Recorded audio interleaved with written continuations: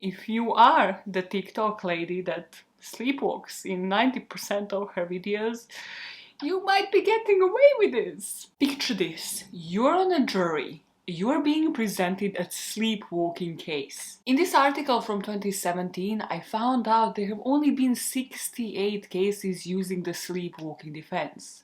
So you're on that jury. What are you thinking? What is going on through your head? What are you basing your decisions on? Are you more or less likely to find somebody criminally responsible even though they can prove that they have history of sleepwalking, they can prove that there was no motivation whatsoever, and they can still prove they have sleepwalked during the event? Hi, I'm in the presence of greatness, I see, and if you made it so far, you definitely want to listen to this episode. It's gonna be a bit of a different gone bad than I usually do, because I will need your help to decide whether or not this person was actually guilty. Obviously, a jury in this case brought their decision, but I really want to know your thoughts. Because yet another difference of this week's Gone Bad is that I have gone down the rabbit hole and have researched a bit into the psychology of sleepwalking, a bit into different cases. So I'm just going to mash that up where and when it makes sense with this case. So technically you're getting multiple cases in one. The only question left is, are you in? This is Gone Bad, where your homegirl here every Wednesday I sit down and I tell you a case of somebody that has lived a normal life, hasn't committed any crimes, and then suddenly has gone bad, has switched to crime, turned a criminal. And usually there is a trigger, usually there is a clear motivation as to why would somebody do something like this, or you can find something in their background where you're like, okay, that's it, that's it. This week we are talking about sleepwalkers, which might be the genre where there is technically just no motivation. It's a lifestyle that somebody has been living their whole life, they have witness testimonies and they have background to prove it. But what makes it so tricky is that this defense hasn't been used as often. As I told you in the beginning, there have only been roughly 70-ish cases where it was successfully used, whether the person was found guilty or not guilty, where they have actually managed to have science to back it up and had evidence to back their defense up. Why is that? Well, actually only between 1 and 15% of general population sleepwalks. So that might clue you in. There have been plenty of reports of somebody trying to misuse the sleepwalking defense, but as I mentioned, you need solid evidence to back it up. You need plenty of witnesses testifying that you have actually sleepwalked your whole life, whether or not you're taking medication, whether or how alcohol has influenced your sleepwalking, what is your behavior like when you do it. And on top of that, you will need expert witnesses. And by that I mean sleep scientists to match what you are saying to what is known in silence. So let me explain that and just break down sleepwalking in super simple terms, the way I always do. It's like sleepwalking for dummies. Let's go. So imagine you're just going to bed. You have a lie down, closed your eyes, you're about to fall asleep. You will go through 4 stages of sleep. The first one is that initial drowsiness, like you just feel like very sleepy and you kind of feel like you're dozing off but you're still conscious. Then you're going into the stage that is known as deep and slow wave slumber. After only about 90 minutes, so hour and a half, you're gonna go into the REM cycle, that's the rapid eye movement cycle, where the brain activity is heightened and where you're in the stage of paralysis. Interestingly, this stage of paralysis actually happens to stop you acting out your dreams, which, trust me, is super useful if you have anything like as disturbing as my dreams can get. Thank hell for that. Paralysis, I'm there for it. Usually the sleepwalking is going to happen between that deep wave and the REM wave, because obviously if you are paralyzed, that's like your brain protecting you from acting out your dreams. So it would happen just before that. And as you can imagine, it is enhanced by different things. Stress and alcohol among them. And what I found interesting, when you think why alcohol is a trigger, it's probably not because of what you're thinking. It's more like it makes your body uncomfortable, causing those switching errors. In a way, like you might have drunk too much and might want to pee during the night. So like your bladder will be upset, and that will cause that switching error between stages 3 and 4 of falling asleep. What I would like to know in the comments, because I have read that among these triggers, sometimes sleepwalking runs in the family. So if I have any sleepwalkers watching this video, let me know, like, did, you know, your grandfather, your father, like, sleepwalk, and is it all from like one side of the family? Because that would be interesting to monitor, because there's nothing like clear cut being like, okay, no, actually 55% of sleepwalkers have it hereditary from their family tree, and it's like their mother's line, and then you can check that. So there's nothing that specific, but would be interesting to know. One more thing before we dive into the case of today. I was wondering why you shouldn't wake up somebody who is sleepwalking, because people always tell you that, like, oh, don't, you know, don't touch the freaking beast, like, they're sleepwalking, they don't want to be alarmed. But I was like, but why? And well, the case of the day might show you why. But the general consensus is people will be in the fight or flight mode if you wake them up. So what you should do is either guide them to bed, quite literally just like sort of try to walk behind them as if you're following them, and guide them into the room where you can lock them up if they're obviously safe in that environment. Or just make a noise, but if you make a noise from a distance. Obviously, depending on what that person is doing while they're sleepwalking, don't interrupt somebody who is like near knives in their kitchen, or is walking down the stairs or anything of that sort. But you shouldn't interrupt them anyways, because they are gonna be confused because they're not aware of what is happening and what they're doing. So they're gonna be confused and they're gonna go into fight or flight mode and might attack you. The main case of the day will be the one of Brian Thomas, and then, you know, there are gonna be a couple of side cases, but this is the one we're focusing on today.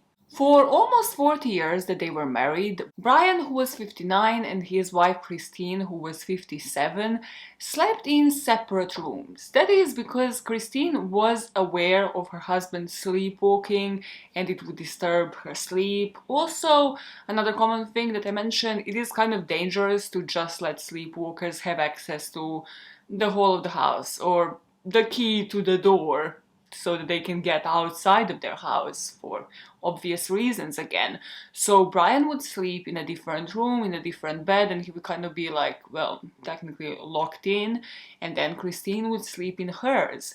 But every single night before going to sleep, they would make out, they would cuddle, then one would go to their room, the other would stay in theirs. The same thing in the morning. Whoever was to wake up first would go wake up the other and spend some time in the other person's room. And Christine was in charge of locking the rooms and locking the house in general every single night, and sort of like hiding the key, because she knew of different events from Brian's life prior to him marrying her that kind of caused her distress. There was one particular instance when somebody actually found him in a canal swimming while he was asleep, and then they have brought him home, and that obviously distressed the whole family. So everybody in Brian's life knew, just lock all of the doors, shut everything around him, just so that he actually can't do harm to himself. He has never done harm to anybody else until this point. As some of you who sleepwalk probably know, sleepwalking isn't something you can cure. You can de-stress, you can kind of avoid stress from your life, avoid alcohol, make sure your environment is safe, make sure you establish a routine, and take into consideration some sleep hygiene tips that are online, but there's no cure for it. So Brian's sleepwalking wasn't getting any better, to the point that he actually even started taking some antidepressants for it. This, however, caused a completely different cycle of side effects, you could say. The drugs would make him impotent, which meant he couldn't have sex with his wife, so he would get off them every now and then, but then once he was off them, he said he experienced hallucinations. So it was just like this cycle of him trying to get better and finding it impossible to do so. Now, before I tell you what happened in Brian Thomas's instance, let's go back to another case, because Brian's case isn't the only case that used sleepwalking defense and in particular had to prove that the person was sleepwalking their whole life and had had previous issues and tried different treatments for their sleepwalking. The most infamous case of Albert Tirrell from 1846 had to use this defense. Albert was said to be sleepwalking since the age of 6, and these sleepwalking sessions have only increased in frequency and severity each passing year. There were events of Albert grabbing his brother, pulling the curtains, smashing the windows, taking the cousin out of the bed and threatening them with a knife. And they would know that he is in this state in particular because he spoke differently. He would speak in this shrill and trembling voice. Albert would need to use this background to prove his sleepwalking states because in 1845, after leaving his wife for a sex worker called Maria Bickford, he broke into Maria's room after a customer left and cut her throat with a razor, almost decapitating her, after which he just left the room and set the whole place on fire. So in Albert's trial, his defense attorney used his history of violence throughout sleepwalking states to prove that his client has actually been sleepwalking during this night, and Albert was actually acquitted at the trial. Back to our story with Brian Thomas. A couple of things happened prior to this event. I read in different articles that his wife has had a cancer scare. So she thought she had cancer, but then she didn't. And they were like, I mean, this is a cause for celebration. Let's go on a trip. Like, we can go on a trip, we can meet some friends. And they apparently had some friends in West Wales, in Swansea or Neath area. So they have driven there in one of those caravans. They plan to sleep there, just meet up with friends during the day. But obviously you see where this is going, in a sense that this isn't controlled environment any longer. Christine, Brian's wife, doesn't have control like the way she has at home, where he can just be locked in a room and then the whole house is also locked and everybody has their sleeping routine, which is very important, as I mentioned, when it comes to sleepwalking cases. And another thing, obviously this is a holiday. Brian would want to go off his antidepressants in order to be intimate with his wife. That being considered, they parked their caravan in Aberporth after meeting with their friends, and they were like, okay, cool, this is a nice spot where we can settle for the night, we can just fall asleep, tomorrow we'll move, we'll go back home. But around 11:30 p.m. that night, they felt like some noise on the outside. And these noises were described as being made by boy racers. They were performing wheel spins, doing handbrake turns, revving their cars, and that just like really disturbed both Brian and his wife. And if you remember, I said when it comes to sleepwalking, and the only way to like pacify it and make it better, you need to go into a routine. So you need to have some downtime before actually falling asleep, which actually is recommendable, trust me, even if you're just like an anxious person. It can help in any situation if you just have downtime. Like, I love living in the dark literally since like 6 p.m. Like, as soon as the sun sets outside, I'm like, yeah, that's it, lights out in the house. It's how God intended. I've read in one source that Brian just didn't feel safe, so he actually told Christy that he's just going to move the campervan to like a lower spot or the parking lot so that, you know, at least this is just left in the distance. But now they just want to fall asleep, but this is all Brian can think about. So he's technically just falling asleep, very agitated, thinking, what are these boys going to do? Are they going to attack us? We are technically exposed. We're just in a campervan. Yes, it's locked, but anybody can just break in and attack myself and my wife. So as he went to sleep, the only thing he could think is how his camper is not secure anymore.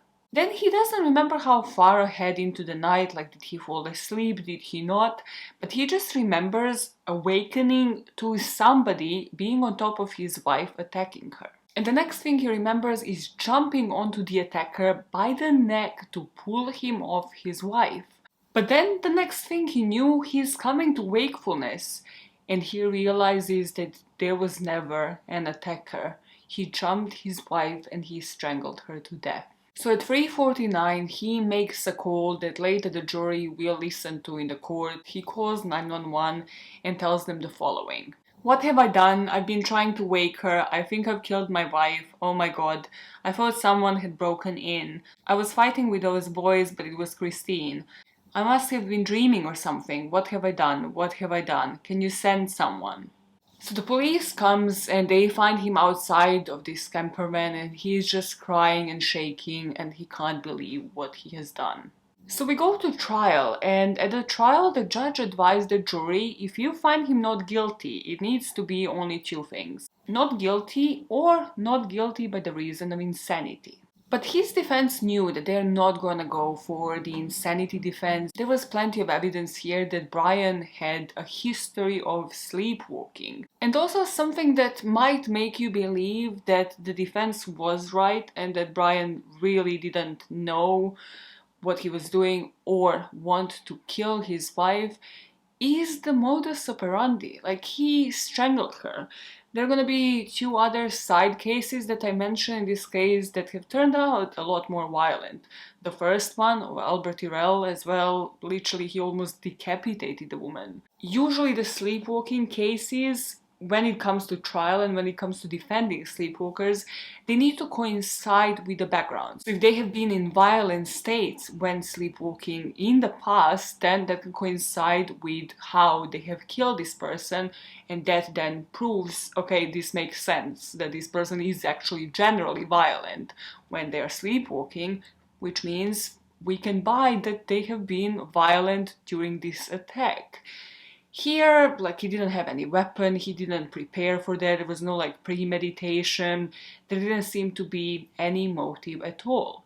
And his kids and the family supported him, and they were all witnesses at the trial saying, no, our dad has the history of sleepwalking, and this night he just didn't feel the trailer was secure. He just didn't feel secure at all. He was out of his routine, out of his comfort zone, off his meds. And that's why it happened. The witnesses for the defense would say how they were a loving couple, everything I said at the beginning, that they would always spend some time with each other even though they slept in different rooms, in the mornings and in the evenings, that they booked this Mediterranean cruise for their 40th anniversary, they watched rugby together, they enjoyed meals together. There was no such trigger like we have in certain cases where somebody just snaps or the marriage is going downhill and then it's kind of like obvious where it's going to end. There were no issues in this one at all. So because this was a weird case in general, they had to have the experts, and who better to have than the director of Edinburgh Sleep Centre, Chris Idzikowski. This guy turned up and he was like, you know what, there is a way for us to find out, and we are going to conduct a study within prison. They put sensors in prison that they would use in such sleep studies.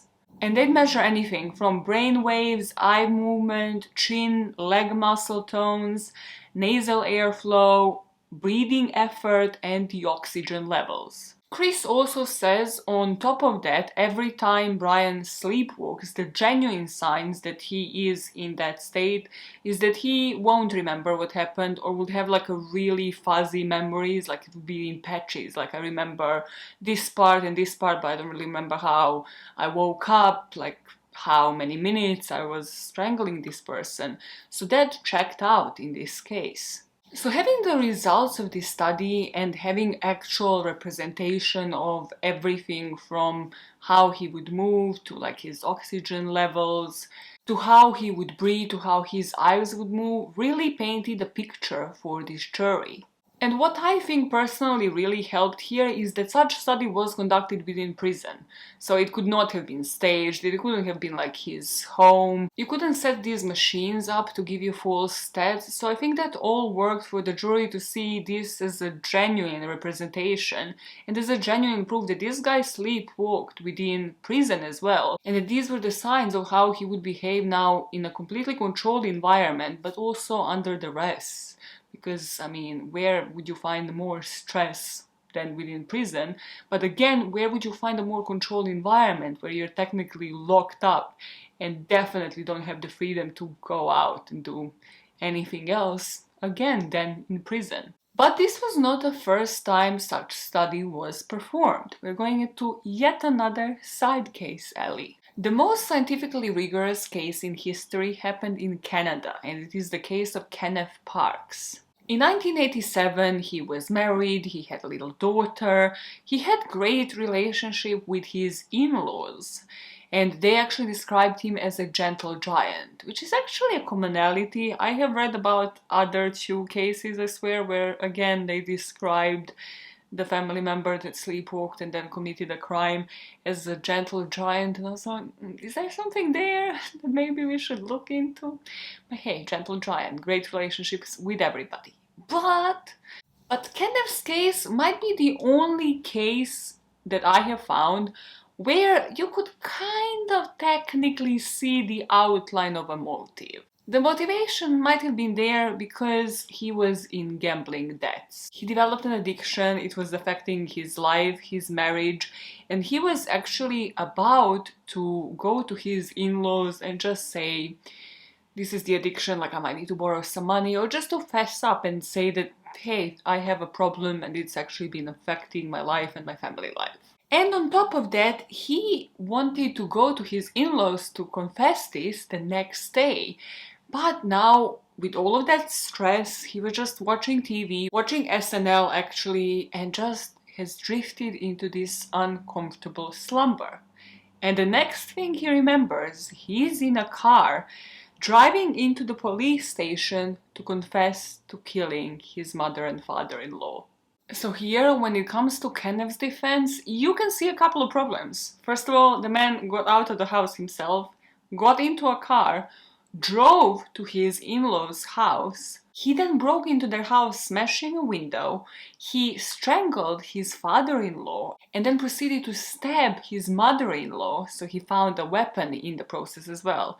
Then he gets out of their house, goes into the car again, starts driving, and then suddenly has an awakening moment and decides to actually drive into the police station because he realizes he's covered in blood and memories here and there start flashing before his eyes of what he has done. Here, when questioned by the police, Kenneth couldn't remember throwing on the jacket, putting the keys into ignition, walking up and down the stairs in any of the houses, or even committing the crime.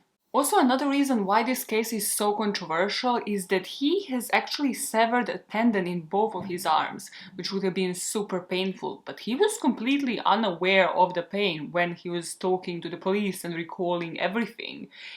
And this can be for a variety of different reasons. It can be shock, as you know from plenty of true crime stories that you have heard, like somebody might even get like stabbed multiple times and sort of endure and push through the pain. Because of how emotional the event is, because of the stress of the situation, they might be completely focused on something else and not even realize that they are bleeding or in the state of just grave danger and hurt to themselves. Or it can be something called dissociative analgesia, which is the profound blunting of the pain sensation even though you're not having any painkillers. And this is often associated to sleepwalking, but it can also be associated to different states when a person is going through shock or is in great distress. Why I said this might be one of the very few cases where there is sort of an underlying motive? Well, because of that shame factor.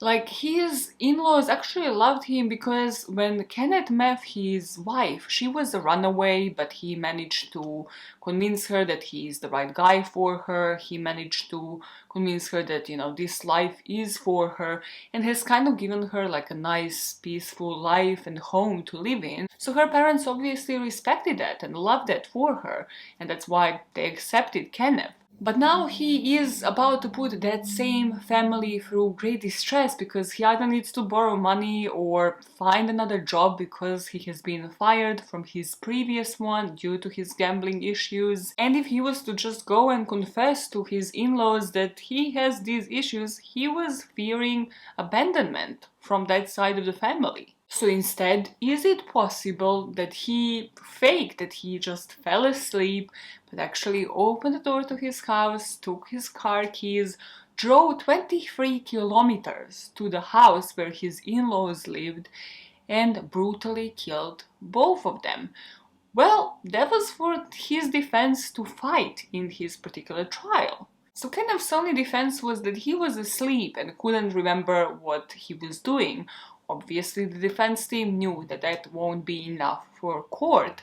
So here they set up what was known as the EEG study. So they technically connect these electrodes to your brain, and then when you're asleep, these electrodes are monitoring your brain impulses. So it's something you can't control.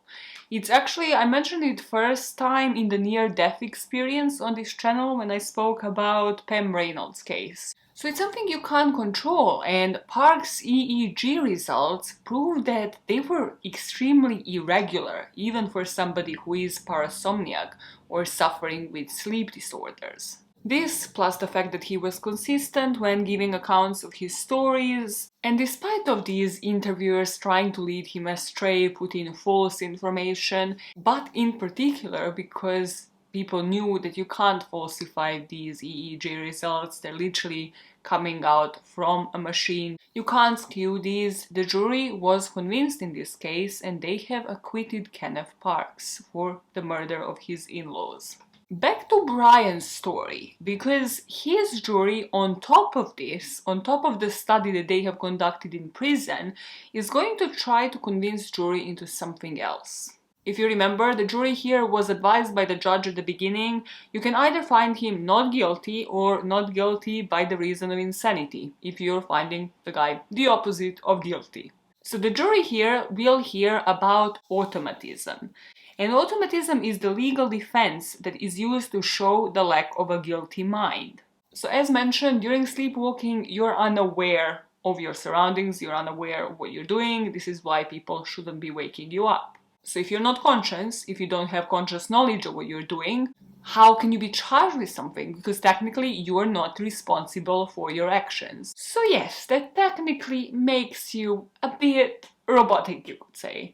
And there is insane and non-insane automatism. The insane version of it really means there is some disease of a mind, and if you're found to have carried out a crime with insane automatism, then you would probably be put in a mental health institution rather than prison. And when it comes to non-insane automatism, it requires a cause to be external to you. You don't have any mental health issues, it's rather you have had a blow to the head, you have hurt yourself, or you have consumed alcohol prior to the event. Before I tell you what the verdict in this case was, let's stray away to yet another side case quickly. Because in this British case of Jules Lowe, the defendant was found not guilty on the grounds of insanity. Because I want to show you the difference of how the jury was thinking and what the defense team has done in that case, because it obviously will differ from this one. So this case happened in 2003. So this one happened in Manchester in the UK. And Jules Lowe was 32 years old when he killed his 83-year-old father by punching him, stamping on him, and kicking him, and eventually he just left him in the driveway of their shared home. Here, the sleep scientists again conducted the same kind of studies, and in this case, Jules had a history of sleepwalking, but you know how I said usually if they're violent during sleepwalking in their history, they will be violent during the crime. That didn't match in this case. Like, he has never been violent, has had a great relationship with his father, and they were actually drinking the night prior to the attack. In this case, it was determined that Jules was completely unaware of what he was doing, meaning that there had to be some mental health issues or the disease of the mind. So here, Jules was found guilty on the grounds of insanity, and he was placed within a mental health hospital. Going back to the case of Brian Thomas, now they have proved he is not insane. They have conducted a prison study. Within his prison, they have his EEG levels. Those, as I told you, can't be skewed, and they are supporting his defense. They have had witnesses, his children, his family, everybody supporting him, everybody telling them of his background. It was not violent, and that matches the crime. So what is left for them to do? They had to convince the jury that this had to do with the state of automatism, and that at the time Brian Thomas had no control of what his body and mind were doing. But then, in a sudden twist at trial, just before the jury was to go and bring their verdict, The prosecution actually told them there is no point for us in seeking the insanity defense any longer. Like, we are not looking at it. Based on what was presented at court, no, you either find him guilty or you just find him not guilty. We are not accepting the insanity defense any longer, based on, again, what the defense has presented at trial. And then brings us to the last thing that the jury had to think about when it comes to Brian Thomas's case, and that is the motive. Was there really motivation for him to go into this isolated spot in Neath, in Swansea, in South Wales, into this parking lot, in their camper van? You know, that can seem a bit sus, I'm not gonna lie. Like, if you were to isolate somebody to kill them, people could easily buy that. Just to play the devil's advocate and see the both sides, that can seem a bit sus. You know, you go into a camper van, something that you don't do as often, you isolate your wife, now you are not in controlled environment any longer, which you know as a sleepwalker can provoke unwanted reactions from you. You are sleeping in a parking lot in the middle of nowhere, you're off the meds, and suddenly you're triggered by this sound, by this noise, technically passing the guilt on to somebody else, like something else triggered you. But even if you put things into that perspective, there is nothing that the family would pinpoint to as to why. He didn't get anything out of it, there was no like insurance, he wasn't to get any money out of that. If anything, they already booked that Mediterranean cruise, so he was probably losing money. I doubt that cruises do give refunds in general. So even if you're thinking, we don't know what happens behind closed doors, but then why not murder your wife after the cruise? Why not premeditate it better? Why not do it in different set of circumstances with somebody that you can actually put the blame onto? So there was just nothing there that could pinpoint to a single motive or why Brian would kill his own wife. After their deliberation, the jury found Brian Thomas not guilty, and Judge actually said something interesting in his concluding statement. He said, "You're a decent man and a devoted husband. I strongly suspect that you may well be feeling a sense of guilt. In the eyes of the law, you bear no responsibility. You're discharged. All of us who have been in court and who listened to the 999 call know exactly what your feelings were when you found that your wife was dead." When they heard the verdict, his family cheered outside the courtroom. His brother was really happy because he always said that Brian was such a gentle and good man, that he wouldn't have done this. Like, all of their neighbors, all of the friends that they have met in Eve have said that they're so happy with the decision. And all of them said that there is nothing he should even feel guilty about. This was just a tragic accident that happened, unfortunately, because of the circumstances. Because he was not in controlled environment and because he was a sleepwalker. And that is the case of Brian Thomas, intertwined with like 4 different cases because I just need help.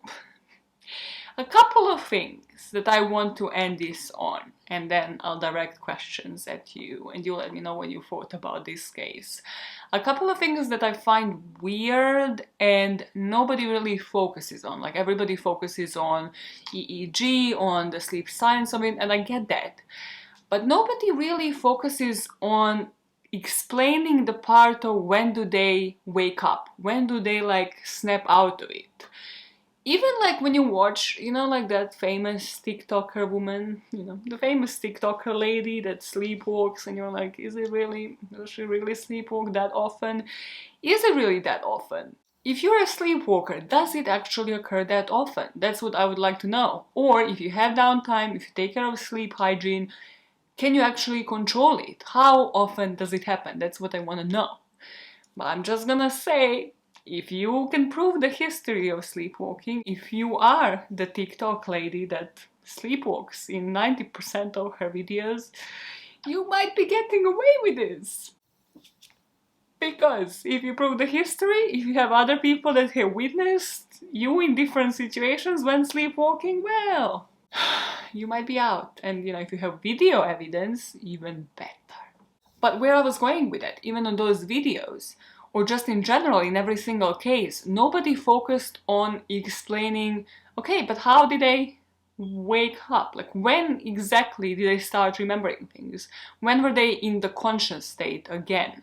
So that's one of the questions that I wanted to direct to you. If you are a sleepwalker yourself, please let me know. How do you know that you're suddenly conscious? Like, do you then remember what you have done? Or do you monitor it, like, you know, the Selena woman from TikTok? Another thing that is a bit sus and nobody really talks about, and that is that they never reoffend. All of those people who have been acquitted, they would not reoffend. And now you can say two different things. You can say, well, they don't reoffend because they have killed the target that they wanted to kill, and now there's no reason for them to kill anybody else. Like, they have killed the person or people that paid them, and now they're like, oh, I got acquitted, I'm out.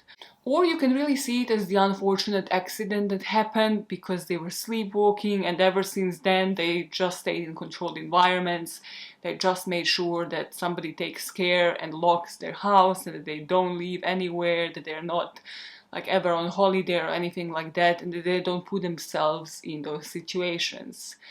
Which leads me to the last point, because that's just incredibly sad. And even with this case, regardless of the angle you look at it from, it's just sad. Because the perp will either go to prison and stay in prison for something that they don't remember doing, that they know that they have done when they were sleepwalking, when they were unconscious. Or again, they just live and they don't remember killing their loved one. They just don't even remember doing it. I find it so scary. So I'd like to know your opinions, brownie points if you are a sleepwalker yourself. I want to know if you have ever been in a situation where you just like snap out of it, became conscious suddenly, and you were like, I am holding a knife, or like, why am I next to a window, or something like bizarre where you were like, okay, I'm in a dangerous situation, like how did I even get here? But I also want to know what you think about this case in particular. And just how do you control it yourself so that you're never in this situation? What do you do when you are on holidays, for example? Because that would be a great thing if, you know, the comment section, when it comes to this video, is just people giving advice to others. When it comes to, hey, I am actually a chronic sleepwalker, I've been doing it for like the past 50 years, and this is how I do it on holidays. This is how I do it when I'm off meds. This is how I do it when I'm not in the controlled environment. Because that would be great. Tips and tricks in the comment section. Cool? Cool. But that's it from me this week. If you like this type of content, make sure you like, make sure you subscribe to this channel, make sure you do it, because I would very much like to quit my customer service jobs and just, you know, do content creation for a living. Just save me. If you have ever worked for customer service, just save me. Just save your homegirl. But yeah, I have nothing else to add and nothing else to tell you. So I'm gonna be seeing you guys next week. For now, bye! Goodbye!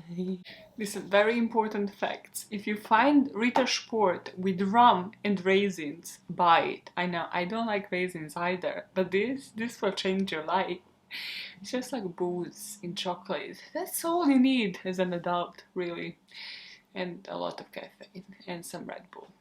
One of these days I'm gonna have a heart attack. There's just like no question about it. Is there a garbage truck behind me? I know it's not. It's a man. I thought it was just like garbage, and I might have come at like 7 AM. You're like, too late. Brian would want to go off his antidepressants in order to get laid. Stop it. To, you know, get horny. Maja, say it normally. You can do it. I believe in you. I believe in you. Get intimate. Oh, I hate that expression. Okay, just say. In order to be intimate with his wife. When I'm a vampire. I'm a vampire. Vampire Diaries. Maja's edition. You know how Taylor released a new album and it's called Taylor's Edition? Yeah, she sings. Have you been in the movies for you to make Vampire Diaries Maja edition? You haven't even watched the movies. What are the movies about, Maja? Where was I in a story? I definitely think that is a garbage truck behind us this time. I don't know why the fuck they're collecting garbage at 2 PM. Banging noises, great. It's never. Whenever I'm just chilling, whenever I'm like, I don't mind that it's the noisiest background ever. It's the most silent fucking shit ever. Whenever I sit to record, nope. It's like on cue. Everything is happening in the background. It's like vaccines being delivered to the medical center. Yeah, Maya, tell them where you live. Once we witnessed a fire across the road. No, seriously, yeah, give them the date as well so they can find it in the fucking news. What is your problem? Did they move? Did they collect the garbage? Maybe it's not garbage, maybe they're like loading cars. Because there's a car... because there's a car company next door. Yeah, triangulate, yeah. Are you not into true crime suddenly? Are you not thinking smart no more? Garbage day, garbage day. I know you might be thinking of it, because I thought. And, you know, if we are the same person. When I read the judge's statement, I was like, you know what, I'm picking up on a pattern here. If you're to commit an offense and go for a sleepwalking defense, UK is the place to be. United Kingdom just seems to be lenient towards these people. They're like, you are an honest man. I was like, when have I ever read this? Like, usually every US crime is like, yeah, we will acquit you, but you will feel like shit. You will feel like so dirty and nasty after this trial. And here in the UK, they're like, you're a devoted husband. You're such a nice man. You go live your life. We believe you. And you're like, oh my god. You don't even feel like you have gone for a trial.